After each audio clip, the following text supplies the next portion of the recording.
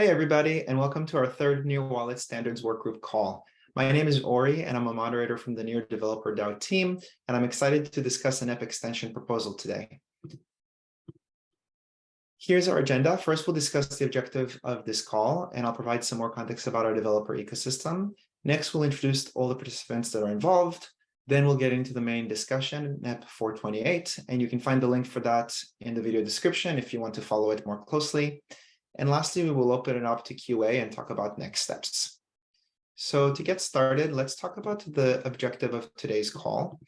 We are here to publicly vote and arrive to a final decision on NEP 428, which is a wallet standards extension proposal that was submitted by a community member. And we are also here to celebrate the effort and time that everyone invested into this NEP, as it did go through a vigorous review by the community and many subject matter experts who all care about making our ecosystem better. Before we jump in, I wanted to give some more context to help contextualize our call. So when it comes to the Near developer ecosystem, there are many ways for people to contribute, from submitting ideas to implementing code. And we really try to bring people and organizations together to help innovate in a decentralized way and provide social structure and tools to support that.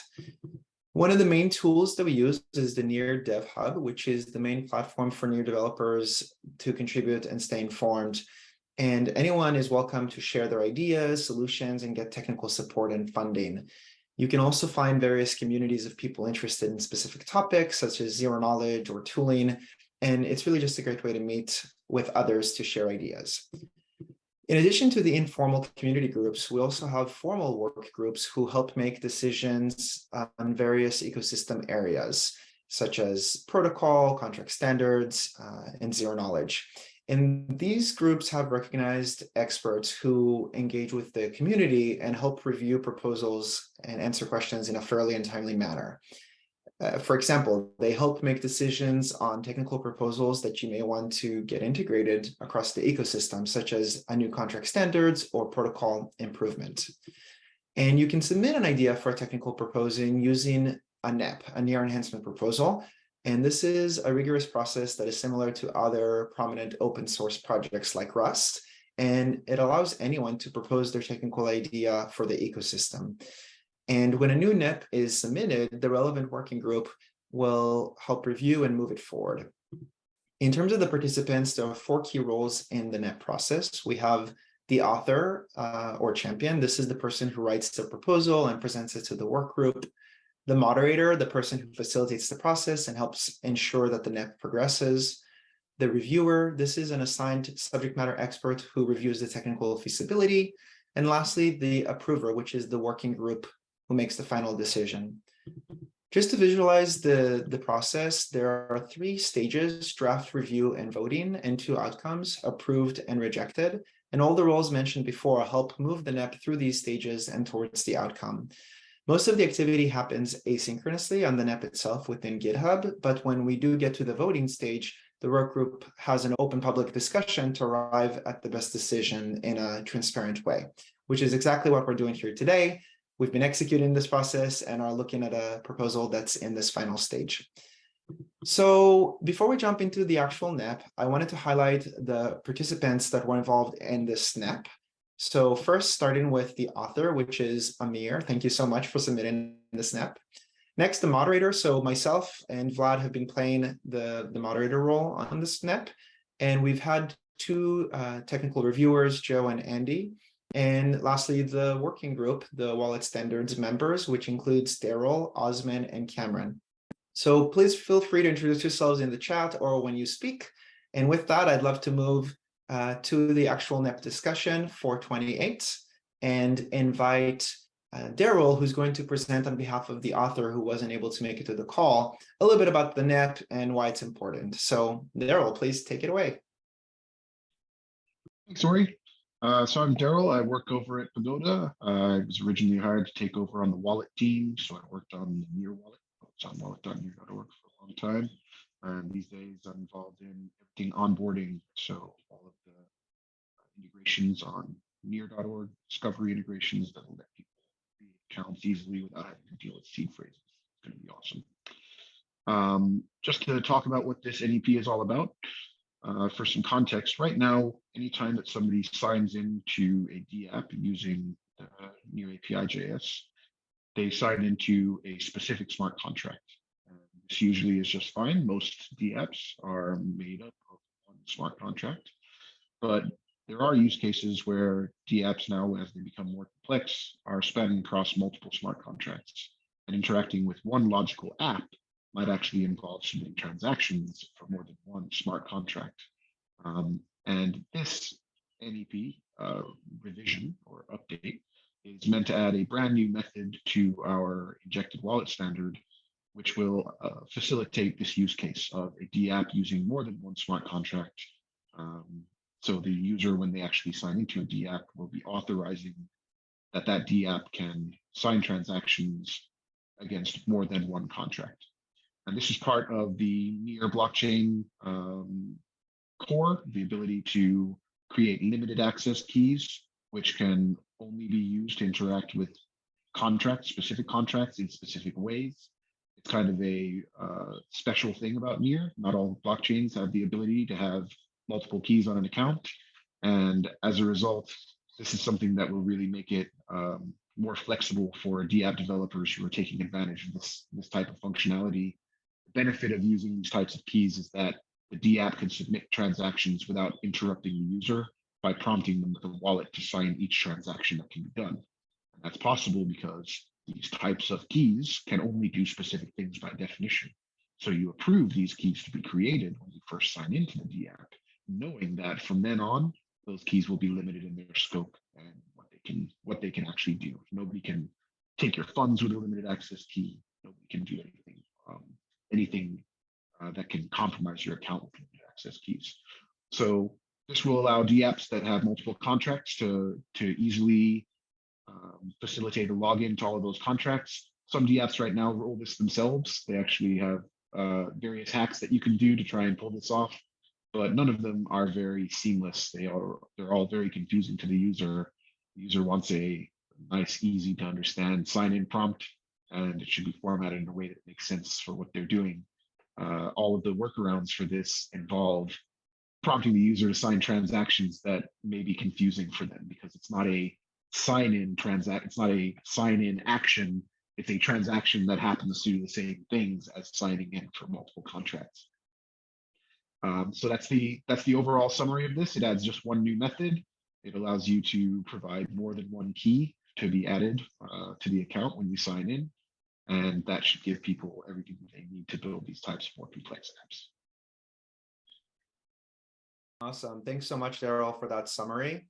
And yeah, as I mentioned before, there was a lot of discussion asynchronously on GitHub, and we heard a lot of different comments. And so there were benefits that were raised and concerns. So we'd like to just kind of summarize anything that Daryl hasn't already mentioned. And I'd love to invite Cameron to highlight some of the benefits in more detail. Yep. Thanks, Ori. And thank you, Daryl. Hey, everybody. My name is Cameron Dennis, CEO of Banyan Collective. We help scale Near in the United States. I joined the ecosystem about 2.5 years ago, almost 3 now, because of Near's flexible account model and this ability to give access keys to certain contracts. And I think that this is just a prerequisite to mass adoption to help abstract, to be totally frank, blockchain's really bad user experience away from end users. And this is a pretty huge upgrade to the ecosystem. So in a nutshell, this will make it easier, as Daryl already explained, for users to interact with many different contracts. But that's on the user side, but on the developer side, it does eliminate the need for a lot of developers to initiate multiple transactions and create and check their output, which is really helpful. So, overall, this is a pretty straightforward update. And yeah, I'm super supportive of it. This obviously is something that also sort of is an addition to a previous standard that was already passed. So yeah, this is very just key for the ecosystem. It's almost no issues with it in my eyes. And hopefully, and also just to emphasize, this is also going to be really helpful for the continuing development of boss widgets and components, where everyone's going to be sort of interacting with like many different contracts with this blockchain operating system, for those who may not know. Ilya has some great threads on it on Twitter. Definitely now is not the time for me to explain this, but this is going to be very helpful for users and developers with this, further rollout of the boss. So yeah, in a nutshell, makes developer and user experience much more straightforward. Awesome. Thanks, Cameron. So in addition to benefits, there were some concerns that were mentioned. So I'd love to invite Osman to talk through them. Hey guys, I'm Osman. Originally came to the Near ecosystem to work on the wallet, and now I'm working on dev tools and onboarding. So yeah. So there was a couple of concerns. So the first one was that we don't want to have dApps break current dApps that are using the sign-in method to create a single access key. And that was resolved. So we're adding an additional method as opposed to modifying the current method to support both operation modes. So that was the first concern. The second concern was that we wanted to scope it to one account for sign-in multi. And the thing is with this one is that there was two things with that. The first one was that there was some UX concerns about multiple accounts being signed in to multiple contracts and showing those success and failure modes and stuff like that. But the second thing was that it's not atomic, right? So if you're sending transactions to multiple accounts, that's not atomic anymore, for multiple access keys. So that's multiple transactions. So that was the second concern that was brought up. And the third one is that that we don't want to allow users to be able to request sign-in or sign-in multi and request a limited access key for a fungible token contract or any other asset contract really, but mainly fungible token contracts, and then drain the user's fungible tokens or assets for that without the user's knowledge. But then Daryl brought up that that's not actually a concern because the fungible token standard actually requires that you add a deposit, which wouldn't, a transaction with a deposit wouldn't, you can't sign a transaction with a deposit with a limited access key. So you'd require a full access key, which would require a redirect to the injected wallet or browser wallet or whatever. And so that invalidates that concern. So concern 1 and 3 are resolved. Concern 2 is still in the middle, I guess, right? So those are the concerns. Awesome. Cool. Well, now that we've heard the benefits and the concerns, I'd love to give an opportunity to each working group member to share their opinion and how they're leaning, which brings us to the voting stage. And the thing that we're going to do a little bit differently this time is that we actually summarize the voting indications from the GitHub discussion just to make it easier to sort of synthesize everything in one place. So based on the indications from the discussion, it looks like we need 2/3 majority to move forward with the SNP, and it looks like we had complete approval just from the discussion. But I guess I do want to provide the opportunity now in case there are any other concerns or comments that anyone would like to raise. Please feel free to do so. So would anyone like to add anything?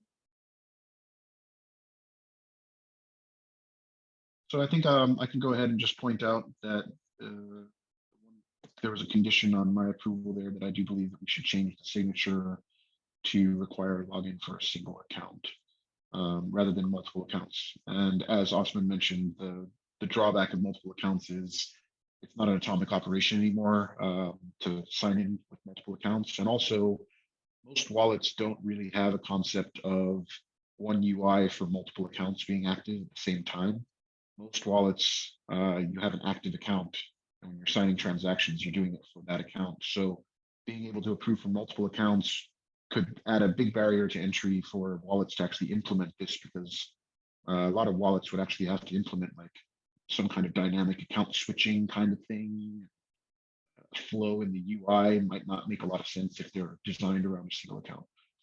But I just wanted to mention that was the thing that I had brought up in my comment was I think we should make it a single account. I think that will still solve the problem because I think it's far more important that somebody can log one account into multiple contracts than that somebody can log many accounts into multiple contracts at the same time.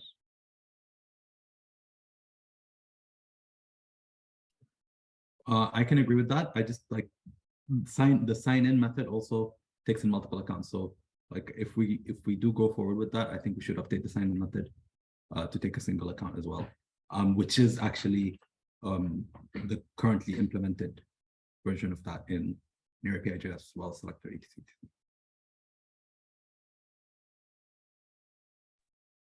So near API.js definitely has just the one account. Actually, when you sign in, you have to choose the account that you're going to sign in with. Yeah, that's what I was saying. So, Okay. but the NEP has sign-in taking in multiple accounts as well. So Understood. Makes sense. I think actually most wallets actually ignore the account anyway, and let you choose which account you want to sign in as from a list, ironically enough, because most the apps don't know which account to request. The whole point is that they're asking you to sign in. They don't know which account you're actually going to sign in as. So I think that's actually something that's worth noting. Account ID is not always required. I don't think we pulled that out actually. Was it an optional parameter? That might be something that we actually missed during our discussions. So I guess, can anyone from the group sort of speak on behalf of the group, like the formal sort of decision, like is it you are approving it, but with a condition to address this thing? Like, would somebody like to formally articulate the decision? I think we both think that we will approve it, but both sign in and sign in multi should take in a single account, right? Okay. So that's the decision to conditionally approve it based on the author making that change. Is the author going to be the person who needs to address that?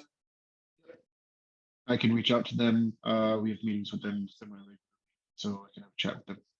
Perfect. Update. Actually, that brings us into the next segue, which is what are the next steps? And maybe we need to update this. But yeah, Osman, did you want to speak to this?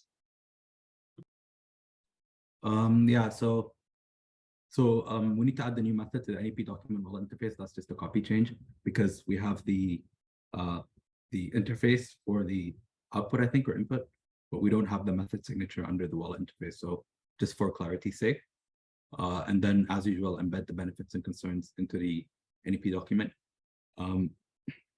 So the third one is where we start getting into implementation. So Daryl brought this up as well, actually. So near API.js doesn't currently have key stores, a browser local storage key store, or any key store that supports multiple keys for a single account.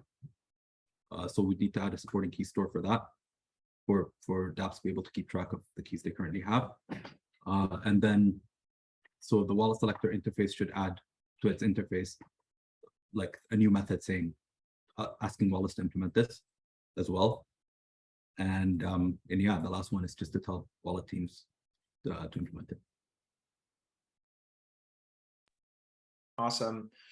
Osman, could I collaborate with you after the call to maybe summarize these next steps and add them to the NEP after our call? Yeah, sure. Cool. Perfect. All right. Well, I guess this is exciting. We have another NEP approved, or NEP extension, I should say. And I guess with that, I'd like to ask if there are any questions. Or comments, feedback. Comments, shout out to the subject matter experts, Edward from Meteor for reviewing. And please, Ori, who are the other ones? I want to make sure they get the shout out they deserve. 100%. Yeah, Joe and Andy, and this is actually a very good segue into my next slide over here, which is a huge shout out to everyone involved. You know, it really, we're trying to really decentralize how we make decisions, but still there needs to be some kind of coordination happening. And I think we are all participating and leveraging each other's strength and context to benefit the ecosystem. So yes, huge thank you. Thank you to the author, Amir, for writing this NEP, the subject matter experts that we just mentioned, and of course the working group members here. Yeah, huge shout out. So All right, so just to close it off, I do want to quickly highlight some of the ways that you can get involved in the Near developer ecosystem. First, you can submit an idea using the Dev Hub, or find other communities to collaborate with. And if you have a specific idea that's technical that you want to get into the ecosystem, or you're seeking funding, you can submit a NEP after posting your initial idea on the Dev Hub. And you can also view all of the NEPs and their various statuses on GitHub and join those discussions. There's also a community group that you can join for the Near Wallet Builder group, and that's a great place to connect with others.